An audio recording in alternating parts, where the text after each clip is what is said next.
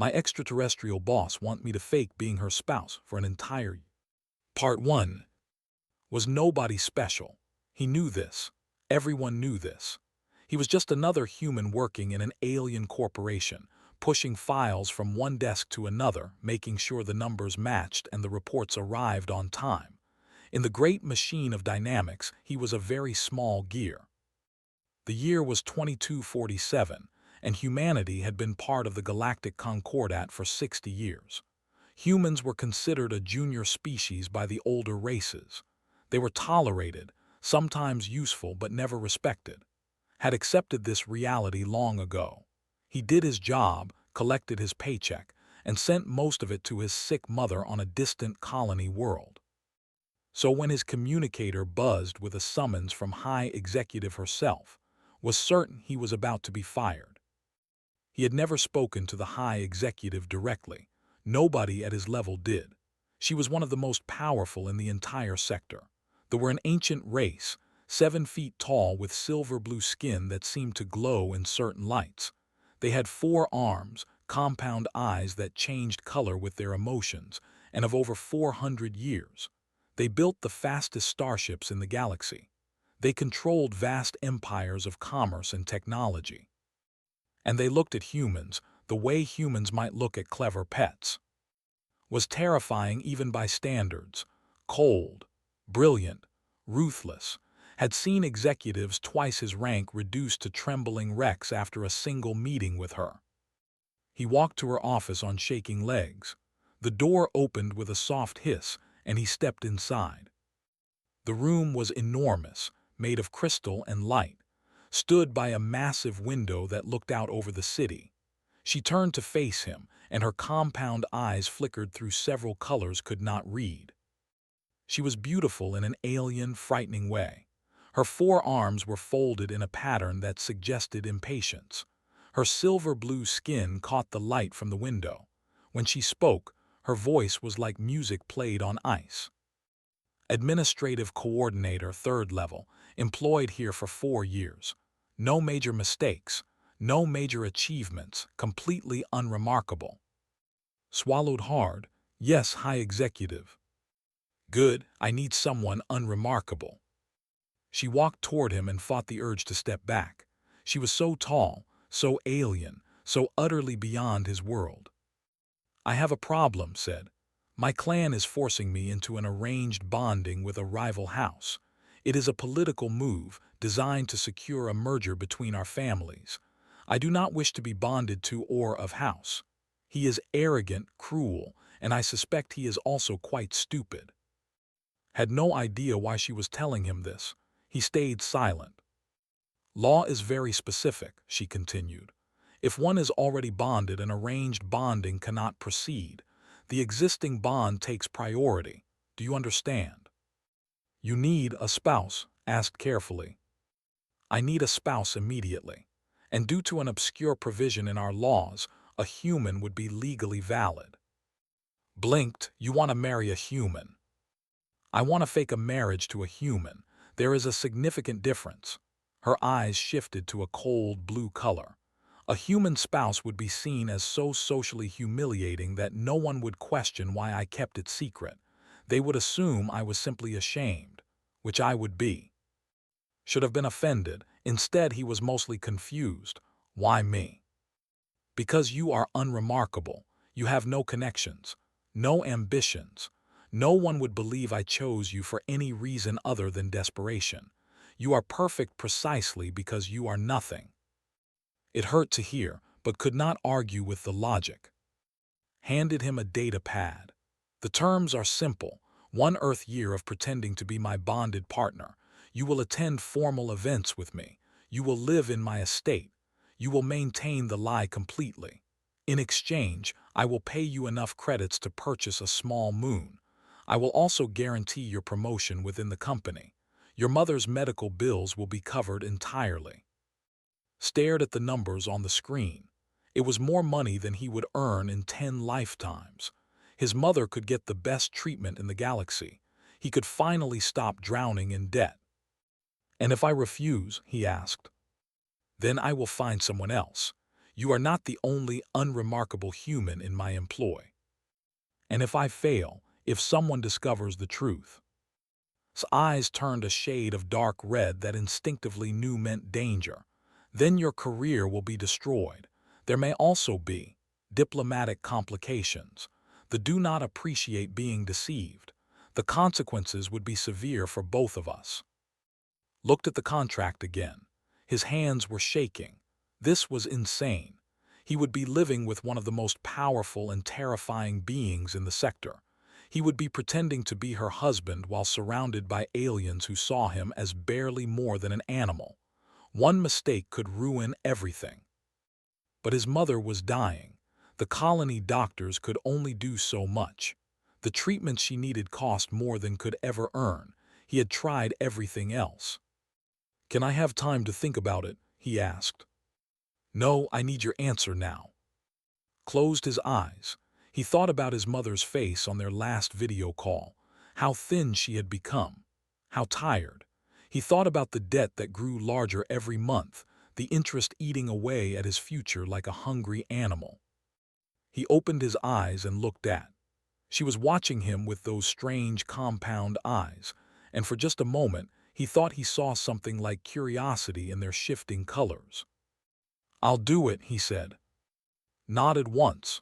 She took the data pad from his hands and pressed her thumb to the screen. Then she handed it back to him and did the same. "The contract is sealed," she said. "You will move into my estate tomorrow. My steward will provide you with appropriate clothing and basic training in customs. You have much to learn and very little time to learn it." She turned back to the window, dismissing him without another word. Walked to the door on legs that felt like water. Just before he stepped out, spoke again. He turned back. "Yes, high executive." Her eyes flickered through colors he could not name. "Try not to embarrass me, human." The door closed behind him and leaned against the wall of the corridor, breathing hard. He had just agreed to fake a marriage with his alien boss for an entire year.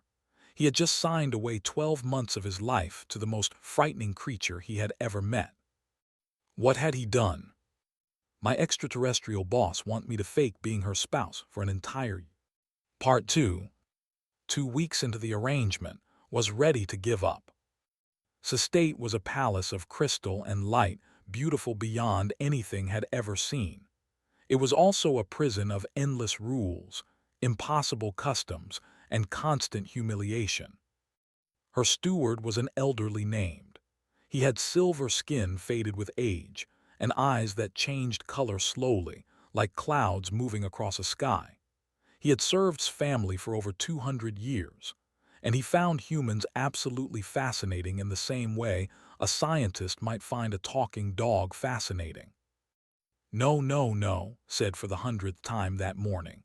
"The third arm gesture comes before the second. Always. This is basic etiquette. Even children know this." Tried again, moving his 2 human arms in the pattern had shown him. It felt awkward and wrong. Humans only had 2 arms. The gesture required 4. "You must suggest the motion of the missing arms with your shoulders and head," explained patiently. "It is about intention, not execution." "This is impossible," muttered. "Many things seem impossible until they are not. Try again." Tried again and again and again. The dining customs were even worse. Formal meals had 17 courses, each with specific rituals. Certain foods required certain gestures. Certain drinks could only be consumed in certain orders. Saying the wrong thing during the 5th course was a deadly insult. Saying the same thing during the 7th course was a high compliment. "How do you remember all of this?" asked after failing yet another practice meal. "We have 400 years to learn," replied simply. "You have 2 weeks." At night, collapsed into his bed exhausted. The room had given him was larger than his entire apartment had been. The bed was soft in ways that seemed to adjust to his body, but sleep did not come easily. He kept dreaming about failure, about exposure, about his mother's disappointed face. He barely saw during those 2 weeks. She was busy with her own work, her own responsibilities. Sometimes he glimpsed her in the corridors, and she would look at him with those unreadable eyes before walking away. He began to wonder if she had forgotten about him entirely. Then came the first test. Announced that a minor dignitary would be visiting for afternoon tea. Nothing major, just a simple social call, would be expected to attend as bonded partner. "Remember everything I taught you," said, "and for the love of all things sacred, do not speak unless spoken to."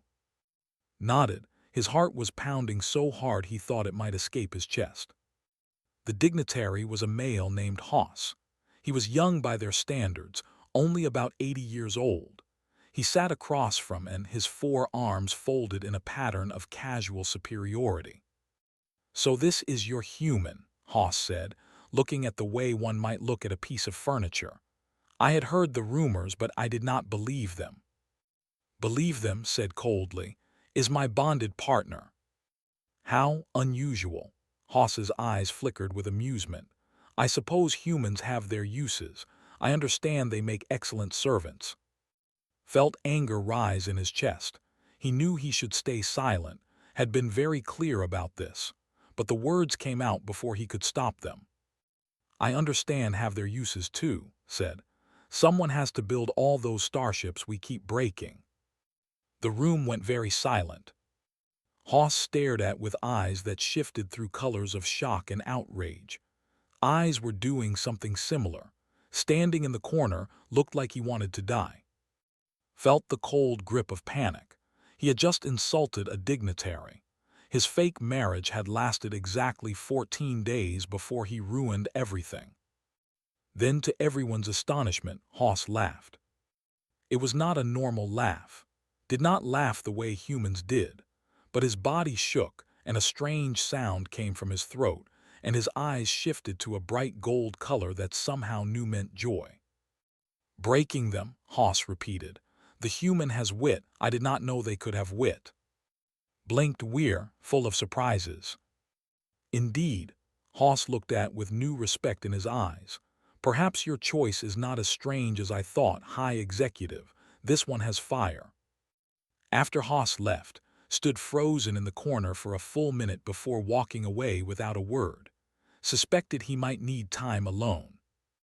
Looked at, her eyes were shifting through colors he could not identify.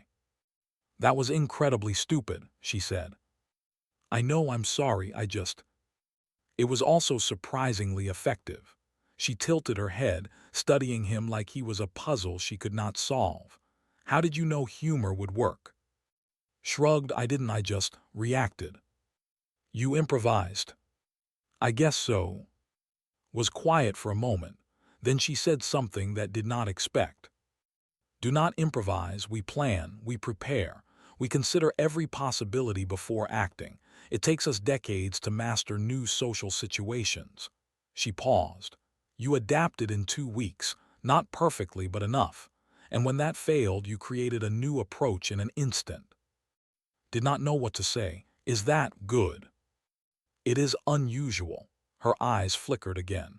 "I am beginning to think you may be more useful than I anticipated." That night, as lay in his bed, he felt something strange. It was not quite hope. It was not quite confidence. But it was something. He had survived his first test. He had made a mistake and somehow turned it into a victory.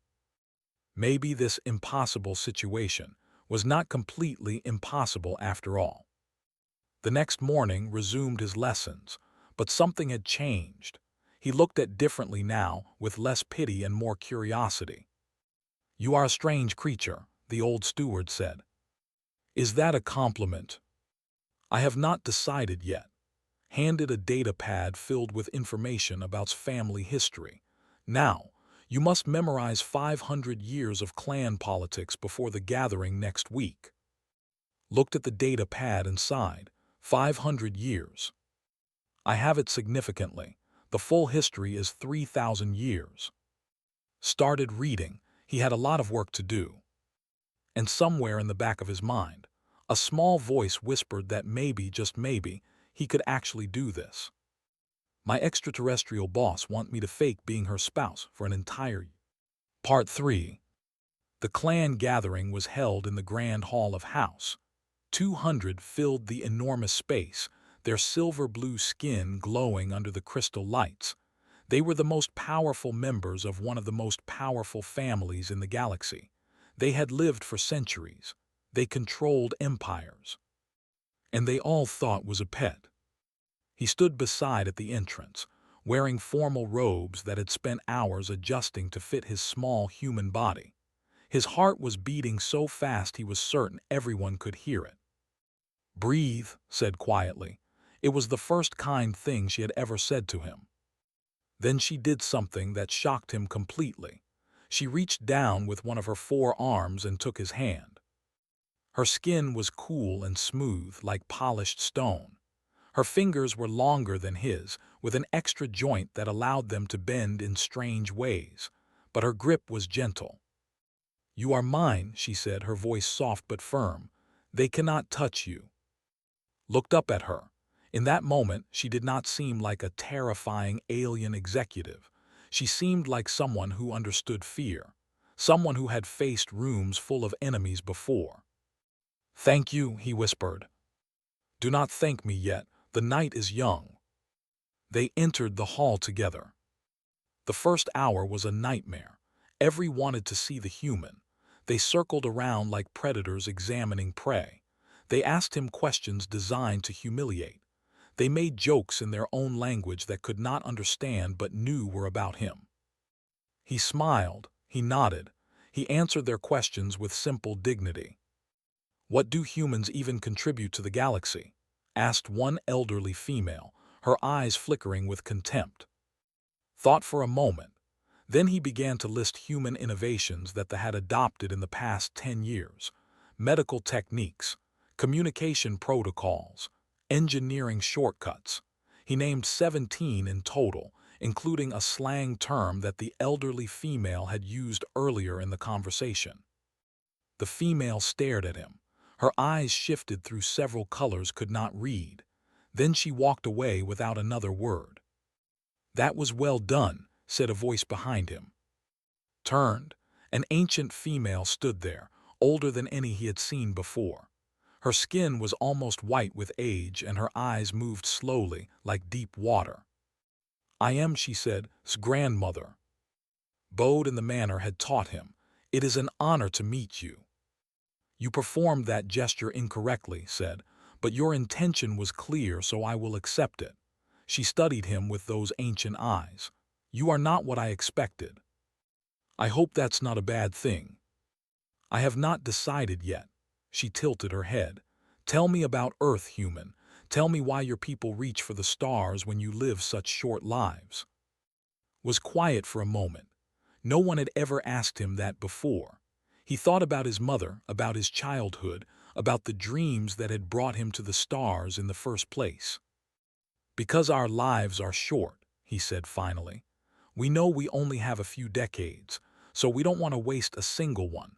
We reach for the stars because we know we might not get another chance." His eyes shifted to a color had never seen before. She nodded slowly. "Perhaps there is wisdom in brevity," she said. Then she walked away. The night continued. Talked to dozens of, each conversation a small battle, but something strange was happening. Some of the younger began seeking him out, asking genuine questions about human culture, human ideas, human ways of thinking. His improvisation style fascinated them.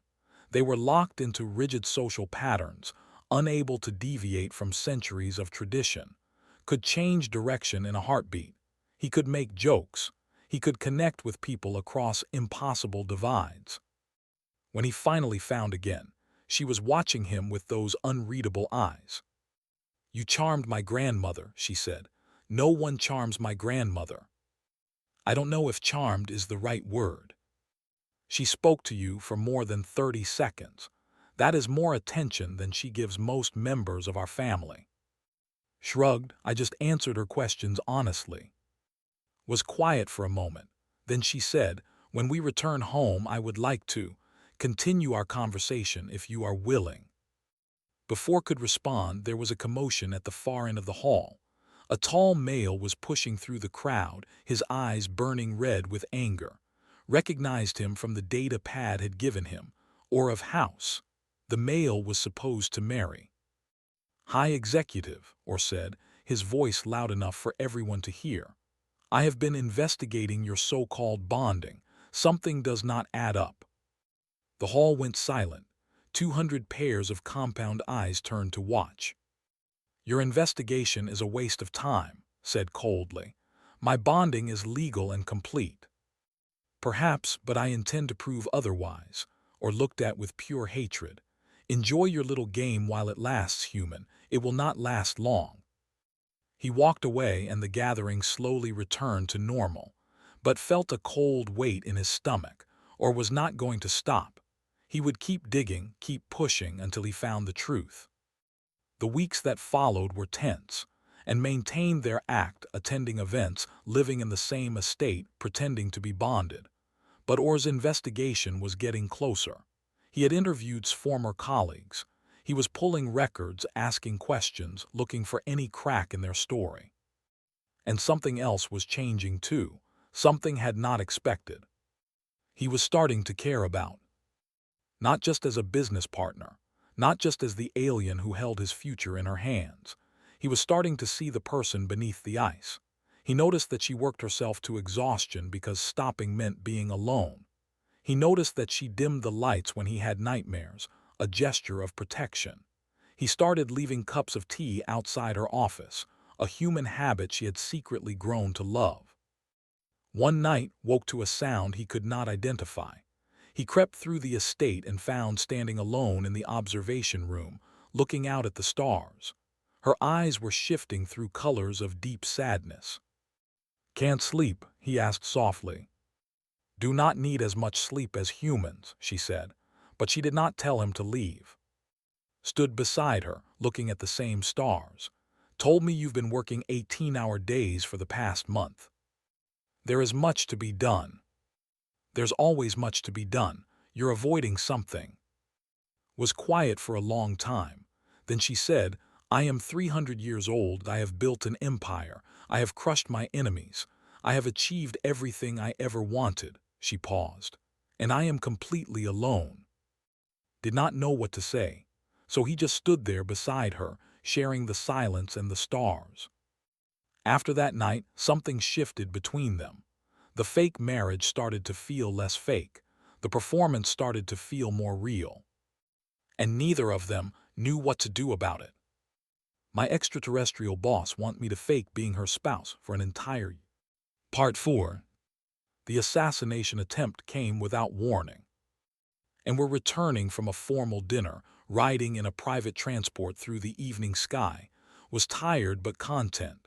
The dinner had gone well. No one had questioned their bonding, even or had kept his distance. Then felt something wrong. He could not explain it later. It was not logic. It was not reasoning. It was something deeper, something built into human instinct over millions of years of being prey animals. A whisper in the back of his brain that said danger.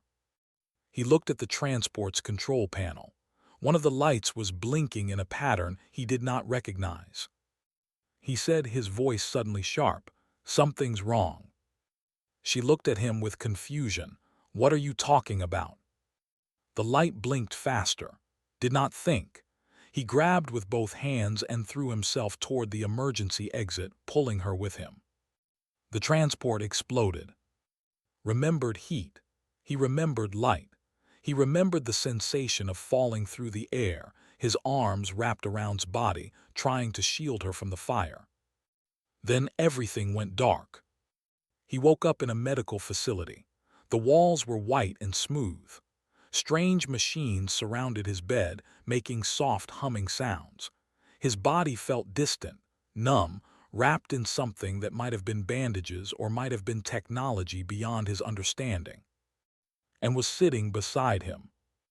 Her eyes were a color he had never seen before, deep violet, shifting like a sunset on an alien world. Later, would tell him that violet was the color of grief among the color of fear, the color of almost losing something precious. "You're awake," she said. Her voice was strange, soft, almost human. "What happened?" Tried to move, but his body would not respond. "Don't try to move. Your injuries were severe. The doctors say you will recover, but it will take time." She paused. "The transport was sabotaged. A bomb hidden in the engine. It was meant to kill us both." "War?" "Yes, we have found evidence linking him to the attack. His house will be disgraced. The arranged bonding is officially cancelled." Another pause. "The contract is technically complete. You are free." Try to process this information through the fog of pain and medication. "I'm free. The threat has been eliminated. There is no longer any need to maintain the fiction of our bonding." Eyes shifted through more colors. "You saved my life. You nearly died doing it. I owe you a debt that I cannot repay." "I wasn't thinking about debts." "Then what were you thinking?" Tried to remember those final moments before the explosion. The fear, the desperate need to protect her, not because of contracts or money or obligations, but because in that split second her life had mattered more than his own. "I don't know," he said honestly. "I just reacted."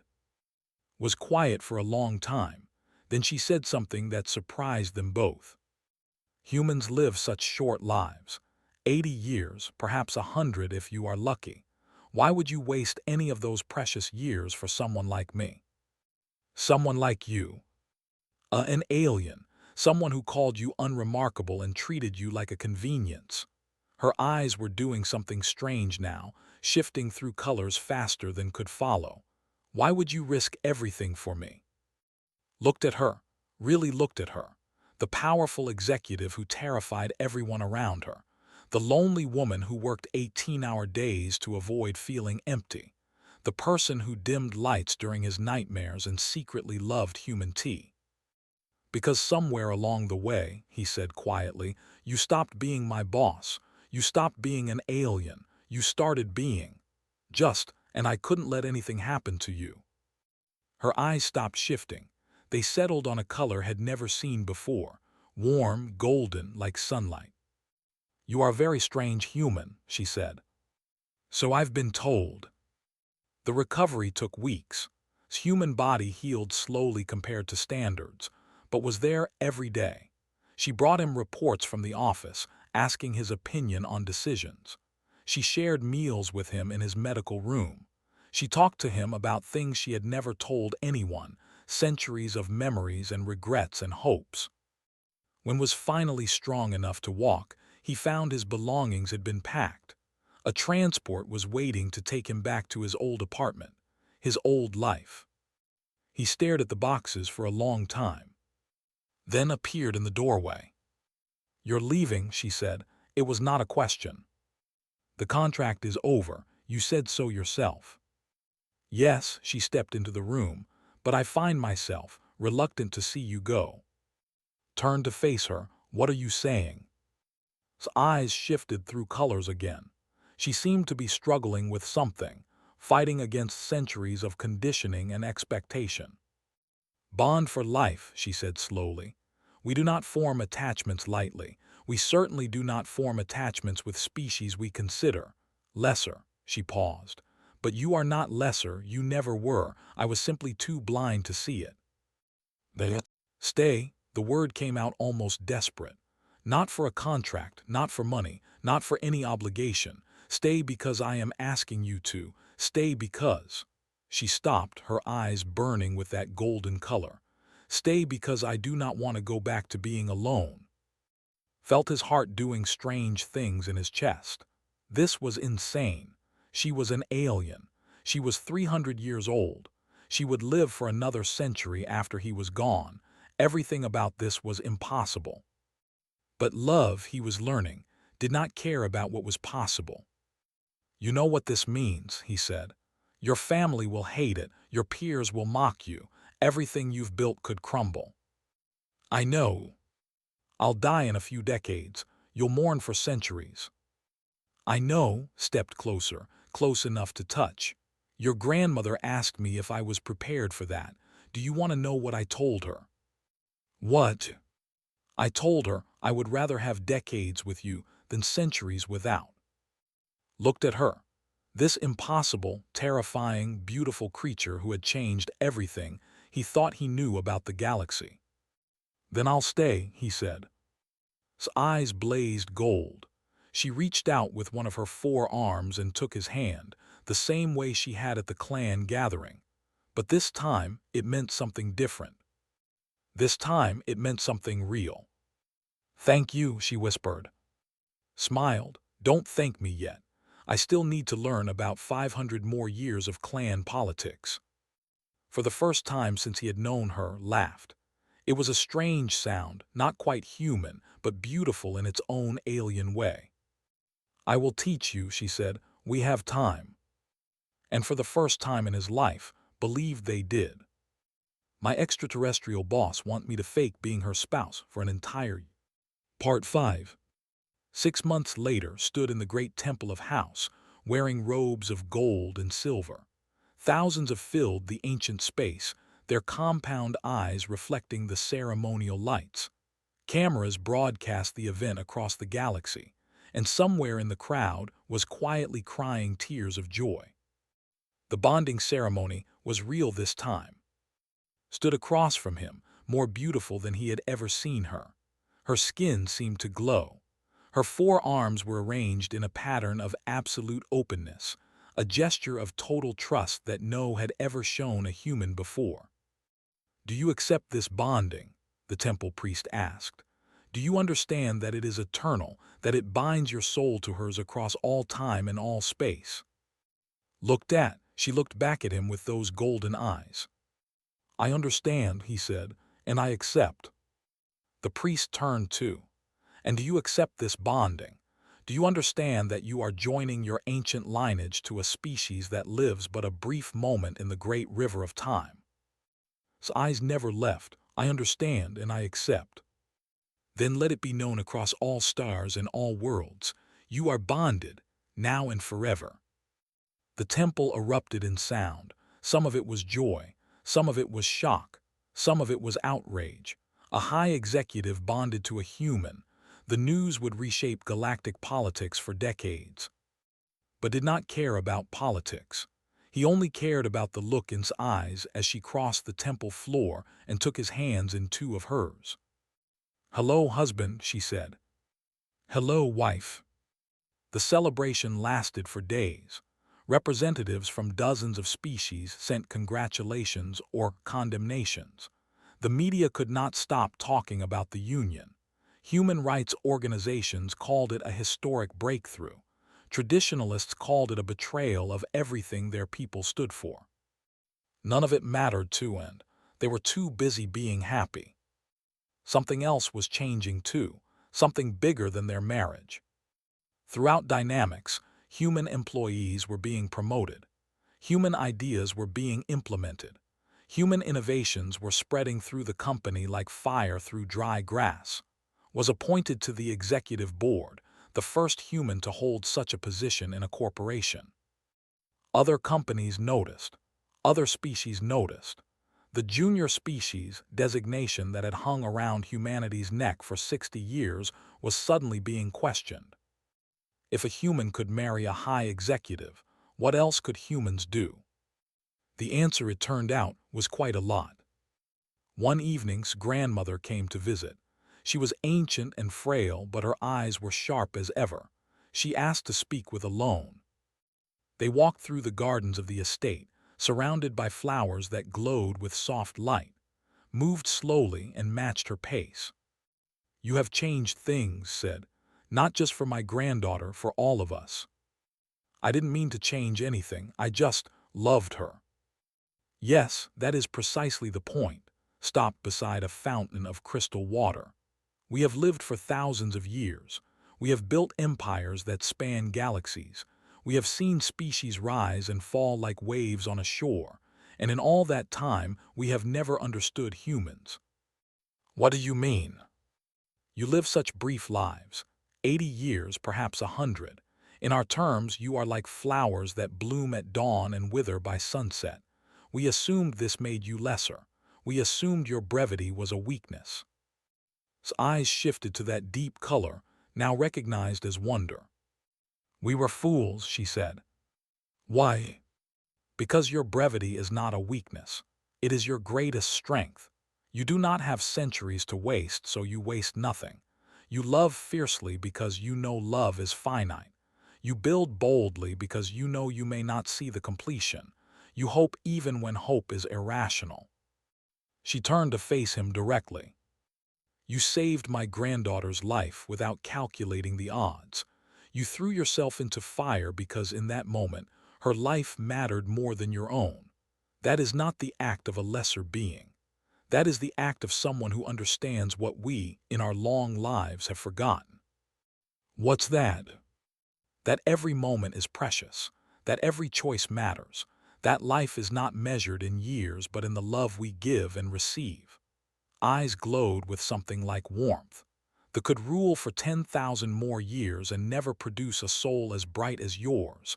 We are not diminished by joining with humanity. We are elevated."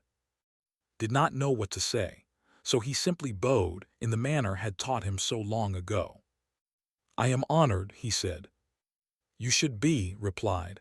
"I do not give compliments often." Later that night, found on the observation deck watching the stars. He stood beside her and she wrapped two of her arms around him. "Your grandmother told me some interesting things," said. "She tells everyone interesting things. Usually they are terrifying." "These were nice. I think she likes me." Made a sound that might have been a laugh. "She more than likes you. She has decided that humans are the key to the galaxy's future. She has already started lobbying the Concordat to reconsider the junior species designation." "Really? Really? You have made quite an impression. The unremarkable human who changed everything." Smiled, he looked out at the stars, the same stars he had dreamed about as a child on Earth. Back then, space had seemed impossible. Now it was home. "1 year," he said. "That was the original deal." "The deal changed." "Everything changed." He turned to face her. "I never thanked you, you know, for taking a chance on me, for seeing something worth keeping. I should be thanking you. Before you I had power, I had success, I had everything the value." Her eyes shifted to that beautiful golden color. "But I did not have this. I did not have happiness. I did not have love. And now I have all of it because of you." Reached up and touched her face, marveling at how normal it felt now. How right. She was still alien. She was still terrifying in some ways, but she was also his wife, his partner, his home. "You know," he said, "when you first called me into your office, I was sure I was going to be fired. I remember, you were shaking like a leaf. And now I'm on your executive board, married to the most powerful in the sector, and apparently changing the future of human-alien relations." His eyes sparkled with amusement. "Life takes unexpected turns." "It really does." They stood together on the observation deck, watching Earth's sun rise over the horizon. The light painted the sky in shades of gold and pink, colors that existed on both their worlds. "You humans," said softly, "you change everything." Grinned, pulling her closer. "Yeah," he said, "we really do." And somewhere across the galaxy, in boardrooms and temples, in ships and stations, the word was spreading. Humans were not pets. Humans were not lesser. Humans were something the galaxy had never seen before. They were catalysts, they were bridges, they were the impossible made real. And they had only just begun.